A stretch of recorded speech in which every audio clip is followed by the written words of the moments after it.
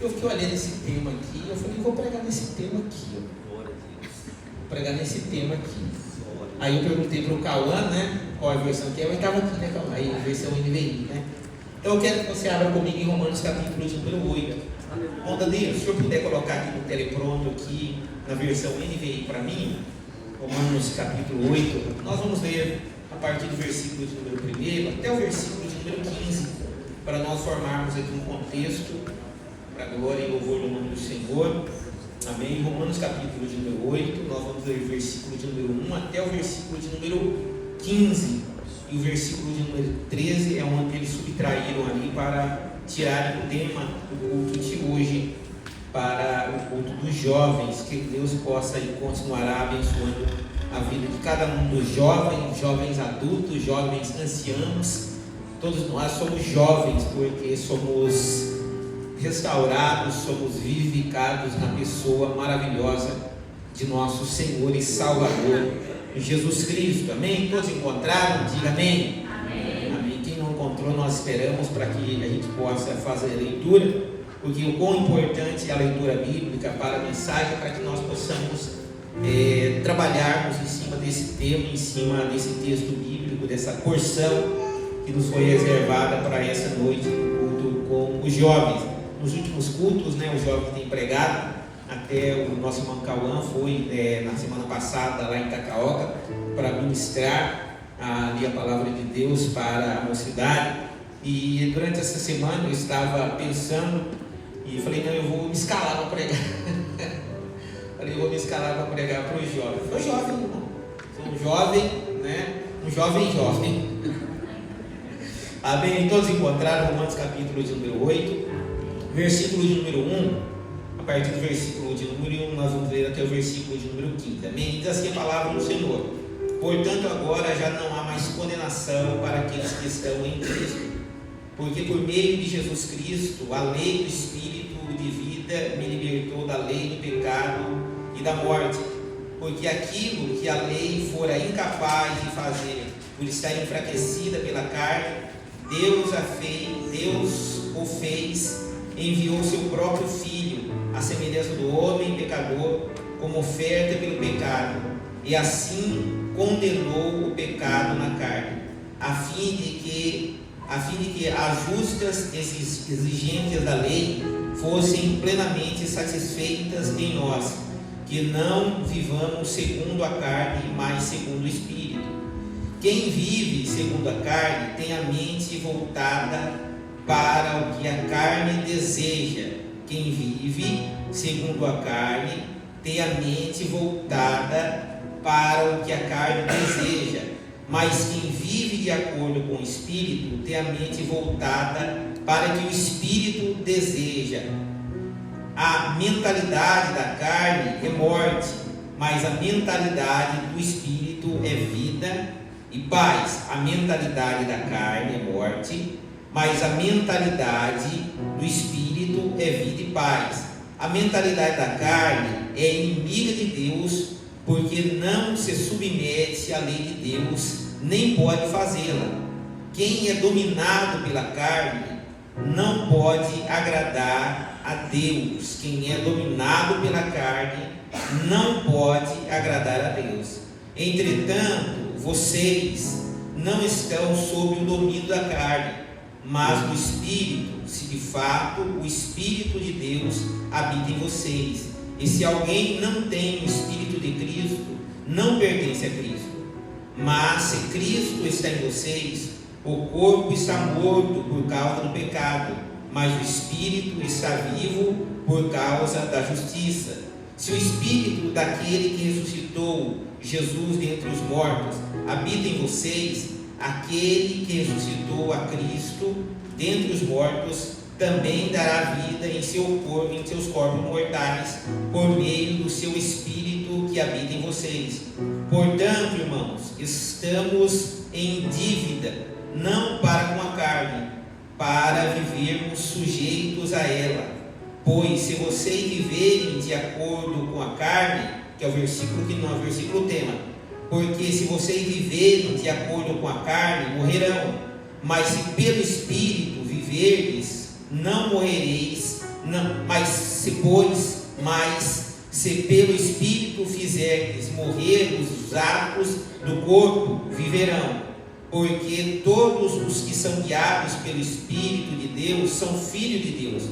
Pois vocês não receberam um espírito que os escravize para novamente temer, mas receberam um espírito que os adota como filhos, por meio do qual clamamos Abba, Pai.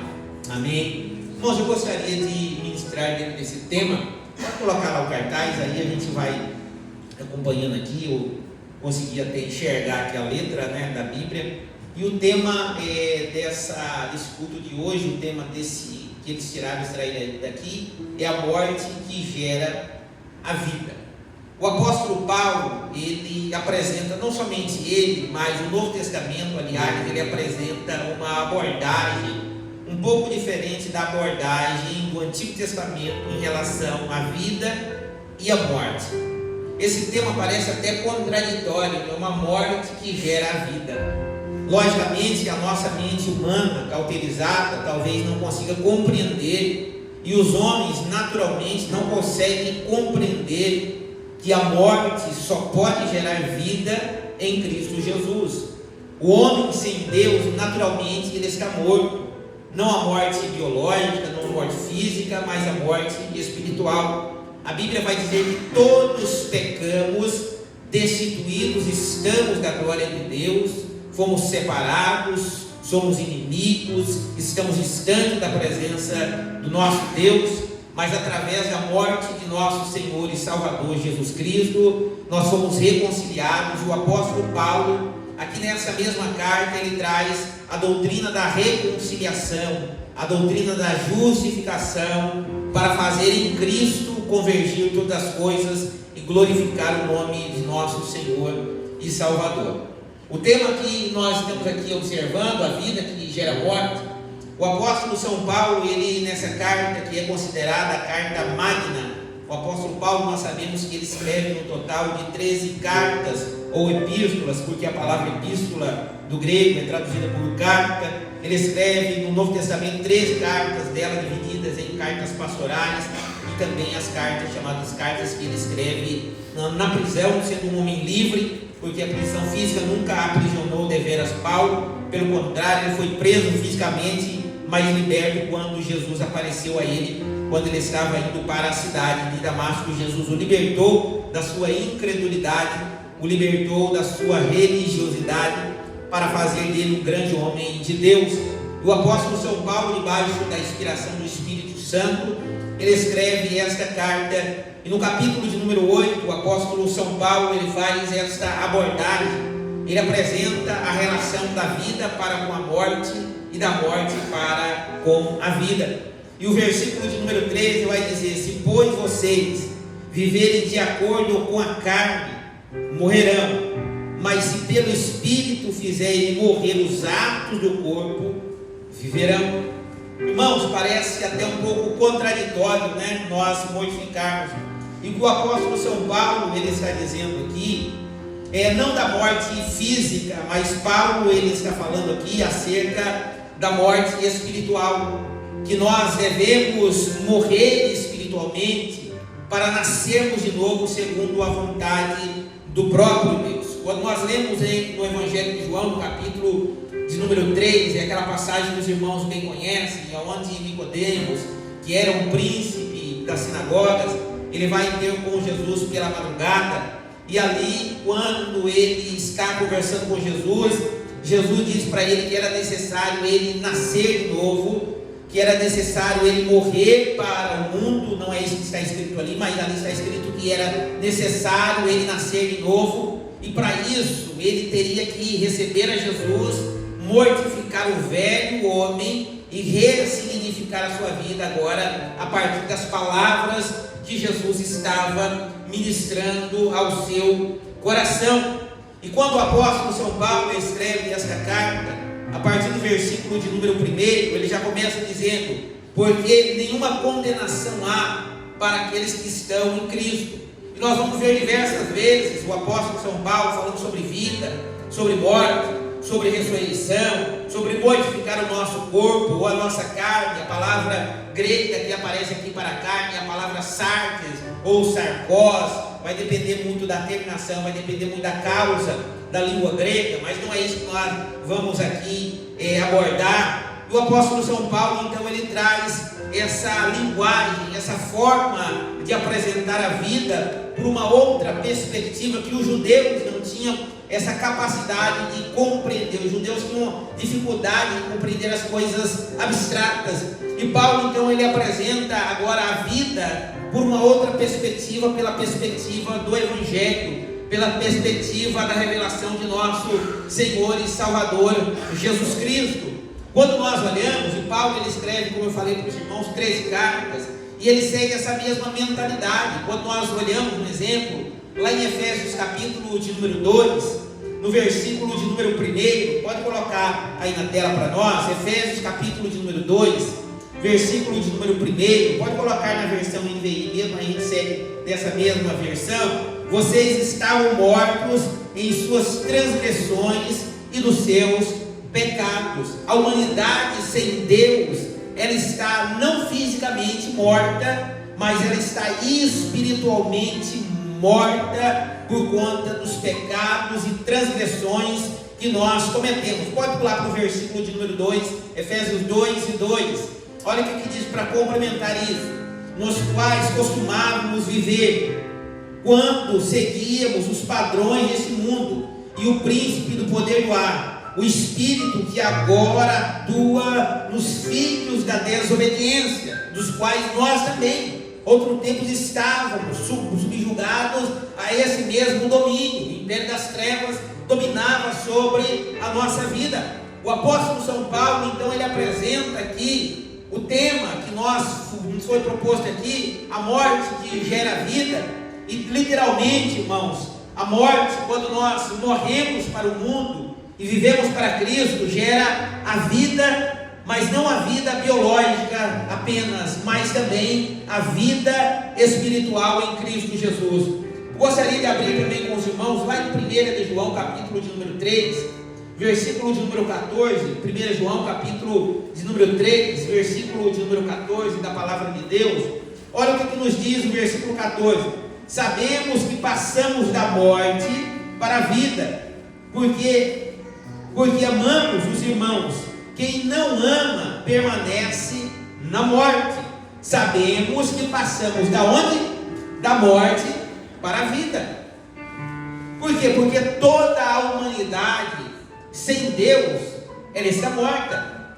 E a nossa vida mortal, a vida mortal gerada pela carne, nos conduz à perdição e à separação eterna de Deus. E aqui o apóstolo João ele vai dizer: sabemos que passamos não da vida para a vida, mas passamos da morte para a vida, e a vida que agora nós vivemos, a vivemos pela fé, e a fé no Filho de Deus. Irmãos, e o que gerou a morte na humanidade? As nossas obras. O que gerou na humanidade a morte? Primeiro de tudo, quando nós lemos lá em Gênesis, nós sabemos que Deus criou o homem na sua plenitude. Deus fez o homem, e quando Deus termina de fazer o homem, Deus diz que era muito bom. O pecado adentra na humanidade por um ato de desobediência. O homem morre espiritualmente, e a partir daquele ato, toda a humanidade está debaixo do jugo da morte. E o que nos leva cada dia mais à morte são as obras que nós fazemos em nosso corpo. Pode colocar lá de novo Romanos capítulo de número 8, versículo de número 13, que é o tema do nosso culto de hoje com os nossos jovens. Romanos capítulo 8, versículo de número 13. Romanos 8, 13 vai dizer: se vocês viverem de acordo com a carne. A palavra carne aqui é a palavra grega sarkis ou sarkos. Se nós vivemos de acordo com o desejo da nossa carne. O que a nossa carne quer? Nós acabamos de ler aqui em Romanos capítulo 8, a partir do versículo de número 1, nós lemos até o versículo de número 15, para formarmos o contexto. Nós lemos aqui o que a nossa carne quer. A nossa carne quer fazer as vontades naturais, as vontades do nosso próprio corpo. o pecado, quer nos levar à perdição. O apóstolo João também, ele escreve no capítulo de número 2, no versículo, se eu não me engano, a partir do versículo de número 13, ele vai dizer que tudo que não ameis o mundo, nem o que no mundo há. Porque o amor do mundo, irmãos, não pode nos beneficiar, pelo contrário. Porque tudo que há no mundo, a concupiscência dos olhos, a soberba da vida, não pertence a Deus, mas vem do próprio mundo, e isso gera morte na nossa vida.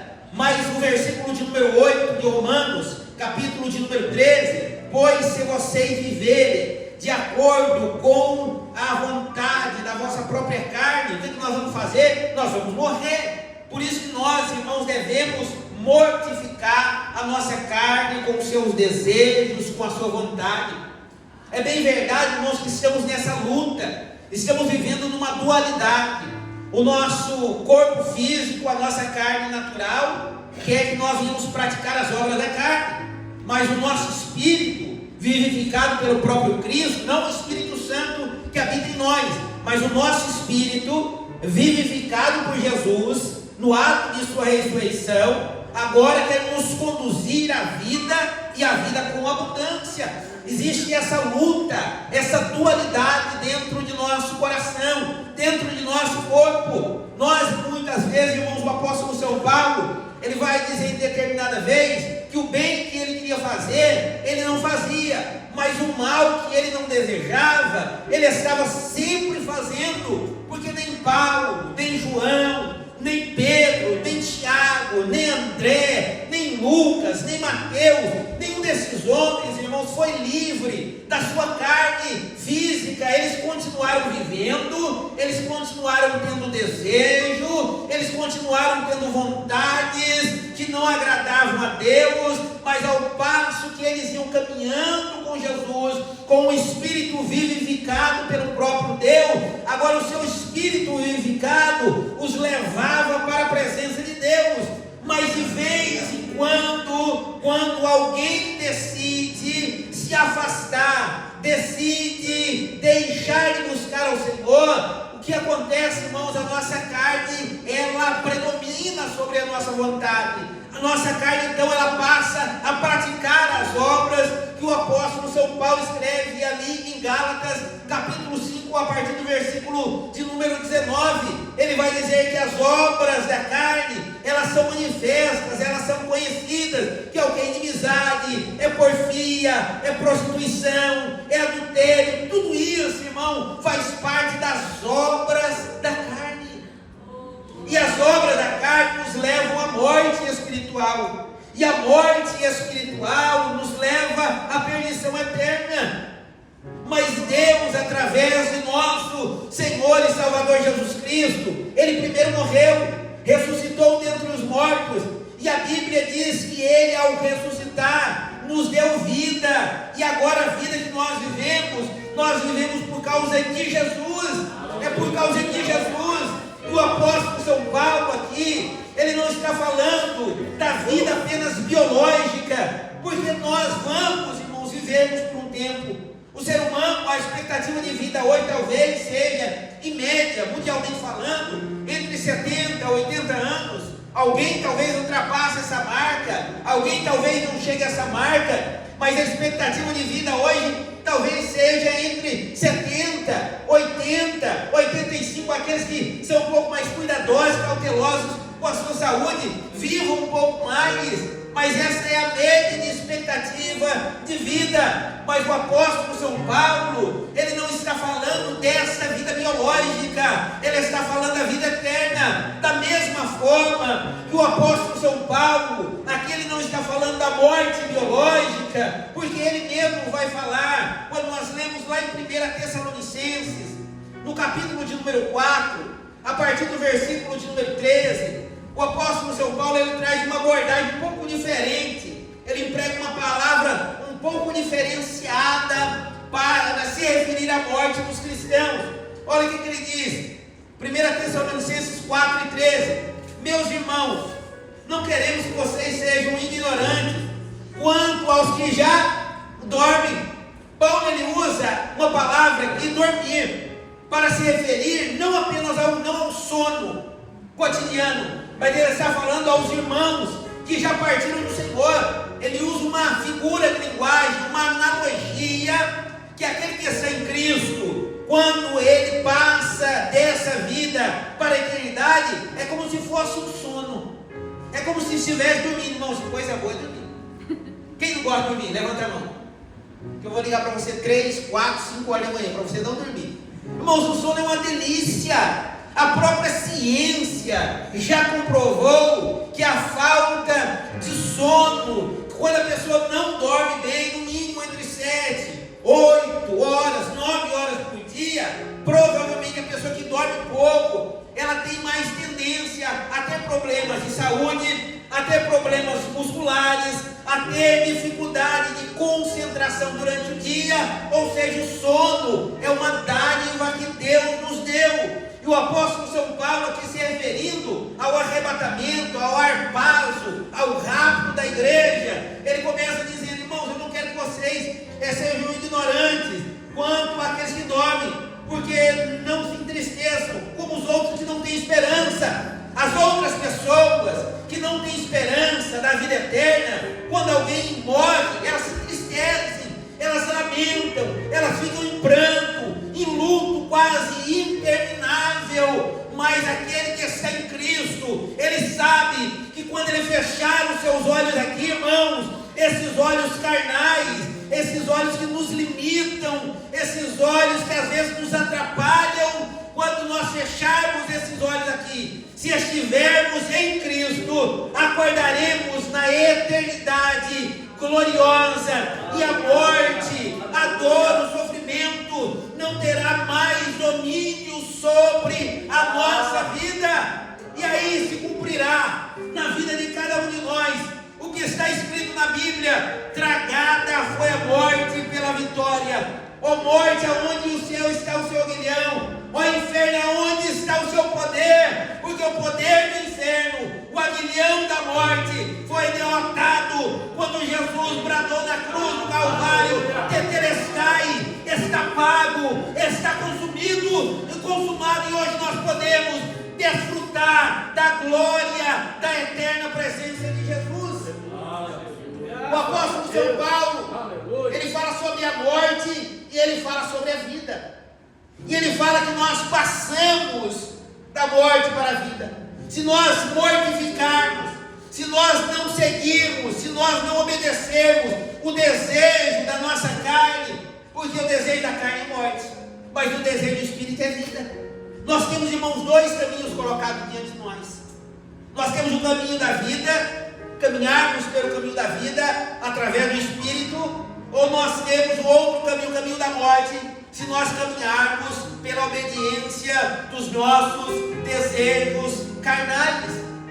E ninguém de nós pode dizer: não, pastor, eu não sou tentado, eu não estou passando talvez em algum momento da minha vida por ceder por algum desejo carnal. Não, nós estamos sendo constantemente atacados, nós somos constantemente alvejados pela nossa própria carne, a cobiça dos nossos olhos, o desejo da nossa carne está sempre batendo na porta do nosso coração para que venhamos cumprir esse desejo. Mas nós somos fortalecidos, glorificando o nome do Senhor. Nós somos fortalecidos dia a dia, irmãos, independentemente da posição eclesiástica que você ocupe, independentemente da função ou posição, do seu grau de sabedoria ou de intelectualidade. Nenhum de nós estamos livres de sermos tentados. Pelo contrário, nós somos tentados constantemente, em todo o tempo, e só vencemos porque Deus, o guarda de Israel, aquele que vela pela nossa alma, aquele que vela pela tua alma, não te desampara. A Bíblia vai dizer nos Salmos que ele não dormita, não tosquelejará. O guarda de Israel, ele está sempre velando por nós. Não é porque você tem força, pelo contrário, é porque você está nos pés dele, que você está conseguindo triunfar no vale da sombra e da morte. Se nós estamos, irmãos, conseguindo passar o que o apóstolo Paulo escreve para o seu filho na fé, Timóteo: os dias maus, os dias trabalhosos. Se nós estamos conseguindo, irmãos, passarmos por esses dias, onde o pecado está em todo lugar, onde o diabo usa todas as ferramentas que ele pode para tentar nos tirar da presença de Deus, nos seduzindo, nos assediando, nos oferecendo os prazeres desta vida, como ele ofereceu para Jesus em Mateus capítulo 4, na tentação de Jesus. A Bíblia vai dizer que depois de Jesus ter jejuado por 40 dias e 40 noites, ele teve, e ali ele foi conduzido pelo Espírito ao deserto para ser tentado, e o diabo ofereceu-nos a glória da terra, o diabo ofereceu riqueza, o diabo ofereceu prazeres, o diabo ofereceu posição, mas Jesus disse: está escrito, somente a Deus adorarás, e somente a Ele vocês devem prestar culto. Jesus nos deu o maior exemplo de como nós devemos vencer as tentações. Quando Jesus veio, ele veio como forma de homem. A Bíblia diz que ele praticou a quinose, despojou-se da sua glória, transvestiu-se de homem. Como homem ele andou, como homem ele viveu. A única coisa que ele não fez como os homens foi cometer pecado. Mas quando Jesus foi levado para ser tentado, ali ele estava como homem, o homem Deus, que nos deu o maior exemplo de que nós podemos vencer as tentações, quando pela palavra, quando pela oração, quando por uma vida dedicada na presença dEle. Qual vida que nós queremos levar? Uma vida abundante, uma vida de fato espiritual, ou será que nós queremos apenas a vida biológica? O apóstolo São Paulo vai dizer: se pois vocês viverem de acordo com a carne, de acordo com o desejo da carne. E é fácil, irmãos, viver de acordo com a carne. É só não fazer nada. É simples. Quer viver de acordo com o desejo da carne? Não faça nada. Não faça nada. Viva a vida como muitas vezes, muitas pessoas têm vivido. Ah, mas eu não estou matando, eu não estou roubando, eu não estou fazendo nada ilegal segundo a lei. Só faça isso. Cumpra a lei dos homens. Só faça isso. Leve a sua vida tranquilo, normal, que você já está cumprindo o desejo da carne. Mas se pelo Espírito fizerem morrer, mas se pelo Espírito fizerem morrer os atos do corpo, então viverão. Nós só podemos viver pelo Espírito e não pela carne, porque o desejo da carne é morte. A carne se tornou inimiga de Deus. Por meio da nossa carne, por meio do desejo da nossa carne, é onde o diabo opera. Você acha qual que é a porta de entrada para que o diabo possa se andar na tua casa, na tua família, na tua vida, se não por meio da nossa própria carne, irmãos? Ele vai cutucando: olha, fala só um pouquinho, é só um pouquinho daqui, é só um pouquinho dali, é só um pouquinho daquilo ali. Mas não é isso que Deus quer para nós. Deus tem vida e vida com abundância. Quando a Bíblia, o apóstolo São Paulo fala sobre liberdade em Gálatas, ele não está falando sobre a liberdade no sentido do direito de fazer qualquer coisa. Paulo está falando sobre a liberdade espiritual, porque nós éramos escravos do pecado e agora nós somos livres para adorar e glorificar o nome do Senhor. A liberdade que muitas pessoas pensam: ah, pastor, mas eu sou livre, eu faço o que eu quero da minha vida, porque a Bíblia diz que nós somos livres. Não, não é essa liberdade. Porque a liberdade sem a lei de Deus não é liberdade, é libertinagem. A verdadeira liberdade é cumprir a vontade de Deus. Quando Paulo fala em Gálatas sobre a liberdade, ele está se referindo que nós éramos escravos do pecado. E na época da escravidão, o que o escravo fazia? A vontade do seu senhor. Se o seu senhor mandasse ele rolar no chão, ele rolava. Se o seu senhor mandasse ele dar 3 pulinhos, ele dava 3 pulinhos, porque ele é escravo. E E o escravo só faz aquilo que o seu senhor quer. E quando nós somos escravos do pecado, quando o ser humano é escravizado pelo pecado, ele faz tudo aquilo que o pecado quer que nós venhamos fazer. Os desejos da carne, cobiça, mentira, adultério, roubo, maledicência, mentira, inveja, tudo isso não procede de Deus, mas procede do mundo governado por Satanás, um mundo caído, um mundo contaminado. Mas quando nós somos libertos, nós queremos agora frutificar, e o fruto que deve permanecer em nosso coração é o fruto do Espírito Santo, para a glória do nome do Senhor. Que nós, irmãos, em Cristo Jesus, possamos viver não de acordo com a nossa carne, mas fazer morrer os atos de nosso corpo, para que possamos viver literalmente, vivermos espiritualmente e desfrutarmos da presença de Deus. Eu, por muito tempo, eu acredito que muitos irmãos aqui não se converteram ou não vieram de uma família cristã. Muitos passaram por esse mundo do pecado. E eu por muitos anos fui escravo da bebida, fui escravo das drogas, não fui escravo de tudo quanto é tipo de coisa que não prestava.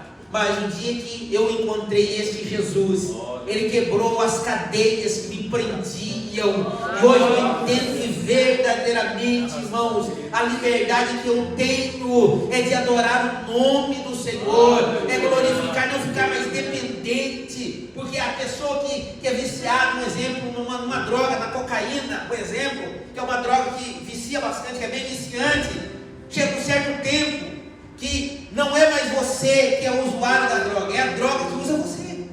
Sabia disso? É a droga que usa você, porque você vai usar não quando você quer, você vai usar quando a droga quer que você use ela. E aí você não tem mais vontade, irmãos, você se torna escravo, você às vezes quer parar e não consegue. Hoje eu queria parar, eu não quero hoje, mas aqui está entranhado no seu corpo, no seu organismo, e você vai, vende uma televisão, vende um sofá, vende uma galinha, um gato, sei lá, arruma dinheiro, rouba em algum lugar para comprar droga, porque você é escravo daquilo. Mas nós somos libertos para a glória do nome do Senhor, e agora nós vivemos em Cristo e vivemos em abundância de vida para a glória do nome do Senhor. Eu quero que você se coloque de pé nessa noite. Aleluia. Que nós possamos, irmãos, mortificar a nossa carne com os seus desejos, com as suas paixões, e vivermos em Cristo Jesus, guiados pelo Espírito, tendo o nosso próprio espírito regenerado, para que o nosso espírito testifique com o Espírito de Deus, que agora nós somos filhos de Deus, e se somos filhos, nós somos co-herdeiros de Cristo, e agora nós podemos chamar Deus, não apenas de Deus, de Senhor, de Rei, mas nós podemos chamar Ele de nosso Pai. Verdade. Nosso Pai, Ele nos adotou em Cristo Jesus. Agora nós somos família de Deus. Agora você é filho de Deus. Você não é um filho bastardo. Você não, pelo contrário, agora você é filho adotado pela pessoa maravilhosa de nosso Senhor e Salvador Jesus. Eu quero que você feche os seus olhos para que nós venhamos orar. E se porventura você nesta noite quiser sair do seu lugar, fala: pastor, eu estou passando por uma luta na área da minha carne, eu estou lutando, pastor, eu percebo que eu não estou conseguindo vencer essa luta. Tem dia que eu quero ceder, irmãos, eu quero te convidar para você vir aqui à frente. O conhecimento, a leitura, se você estudar, você vai ter muito conhecimento. Você vai chegar a um ponto que você não vai dar nem abrir a Bíblia, de tanto conhecimento que você vai ter. Mas se você quer vencer as lutas contra o mal, contra os desejos da carne, é só por meio de oração e jejum. A oração e o jejum nos dá poder, a leitura e o estudo nos dá conhecimento, e nós precisamos, irmãos, do poder do Espírito Santo de Deus, para nós conseguirmos dizer não para o pecado, dizer não para os manjares, dizer não para os banquetes e dizer sim para Jesus, dizer: sim, Jesus, eu quero te servir, sim, Jesus, eu quero te adorar, sim, Jesus, eu quero abrir mão da minha velha maneira de viver e viver agora segundo a sua vontade, para a glória do nome de Jesus. Eu quero que você feche os olhos e nós vamos orar. Pai querido Deus, nós queremos orar aqui nesta noite, porque nós cremos que o Senhor é poderoso para fazer coisas maravilhosas em nosso coração. Senhor, não merecemos um tão grande amor com o qual o Senhor nos tem amado. Não merecemos, Senhor, a tua graça salvadora que o Senhor nos tem dado, mas estamos aqui, Senhor, sabendo que nós não merecemos, mas nós aceitamos este amor, e nós queremos, Senhor, vivermos a vida que o Senhor nos tem reservado, Senhor, uma vida de plenitude espiritual, uma vida, Senhor, regenerados, libertos da escravidão do pecado. Senhor, em nome de Jesus, trabalha, Senhor, em nosso coração, Senhor, nos dias maus que o Senhor nos fortaleça, nos dias bons que o Senhor nos encoraje a continuarmos, Senhor, a prosseguirmos uma vida santa, uma vida separada, uma vida consagrada, Senhor, para servirmos o teu reino, meu Deus, porque naquele grande dia, aqueles que perseverarem até o final, a tua palavra diz que esses serão salvos, aqueles, Senhor, que levaram uma vida irrepreensível, libertos do pecado. Naquele grande dia, Senhor, nós estaremos na tua presença, meu Deus, em nome de Jesus. Trabalha no coração da tua igreja, Senhor, nos ajuda nos nossos dilemas pessoais, nas nossas lutas diárias, que o Senhor nos ajude, que o Senhor nos fortaleça, que o Senhor nos conduza a pastos verdejantes, que o Senhor refrigere a nossa alma, e que o Senhor nos fortaleça para louvor e glória no nome de Jesus. Nós oramos nessa noite e nós te agradecemos desde agora e para todo sempre. Amém e amém. Tome seu assento, por gentileza. Louvado seja o nome do Senhor.